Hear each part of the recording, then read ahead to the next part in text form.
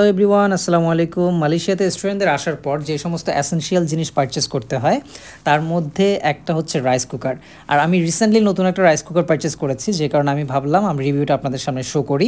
কুকারটা আমি কিনেছি শপি থেকে, আমার প্রাইস পড়েছে 104 রিঙ্গিত। আমি ডিসক্রিপশানে আপনাদেরকে প্রোডাক্টের শপি লিঙ্কটা দিয়ে দিব, সো দ্যাট আপনারাও চাইলে শপি থেকে এই প্রোডাক্টটা আপনারা পারচেস করতে পারেন। প্রোডাক্টের ওভারঅল যে বিল্ড কোয়ালিটি সেটা প্রাইস অনুযায়ী আমার কাছে খুবই বেশি ভালো লেগেছে, অ্যান্ড ভিতরের যে সমস্ত জিনিস তারা দিয়েছে সেটাও আমার কাছে খুবই ভালো লেগেছে। জাস্ট ভিতরে যে প্লাস্টিকের চামচটা দেয়া ছিল সেটা আসলে আমার খুব একটা ভালো লাগেনি। আর হচ্ছে একটা কেবল ছিল, একটা মেজারমেন্ট কাপ ছিল, একটা ম্যানুয়াল আছে, and at last most important যে কন্টেনারটা যেটার ভিতরে আমরা রাইসটা প্লেস করব। যদিও আমি বলছি এটা রাইস কুকার, কিন্তু রাইস কুকারের পাশাপাশি এখানে আরও বেশ কিছু অপশানস দেওয়া হচ্ছে।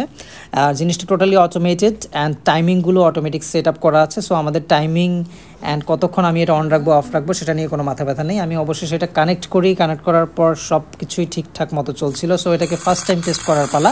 আমি রাইস নিয়ে নেই, দেন রাইসটাকে এটার ভিতরে প্লেস করে আমাদেরকে মেনুটাকে প্রেস করতে হবে। মেনু প্রেস করার পর আমাদের সামনে রাইসের যে লাইটটা সেটা যখন জ্বলবে তখন আমরা স্টার্ট বাটনে ক্লিক করব। স্টার্ট বাটনে ক্লিক করলে রাইসটা কুক করে স্টার্ট হবে। 15 মিনিট পর এটা অটোমেটিক্যালি রাইস থেকে জাস্ট স্টিমে চলে যাবে, এবং স্টিমে এটা 10 মিনিট পর্যন্ত থাকবে। সো এই হচ্ছে আমার ফাইনাল প্রোডাক্ট। সবাই ভালো থাকবেন, আল্লাহ হাফেজ।